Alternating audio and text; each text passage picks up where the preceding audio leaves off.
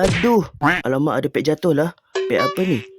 Pet Erosionat 5/9. Kita boleh nampak ada timbul body baku kat sini. So, jom kita buka pack ni dan tengok kat apa yang kita boleh dapat dalam pack kali ini. So, first kali kita ada Yaya and Ying. Kad B.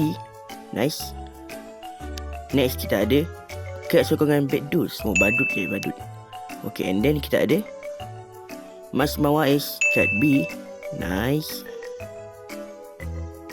And then kita ada kad Amato C. Okay, ini AR je.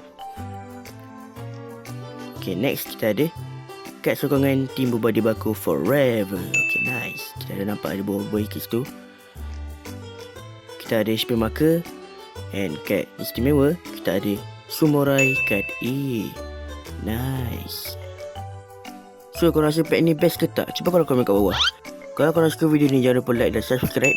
Yang penting, ingat skin terbaik.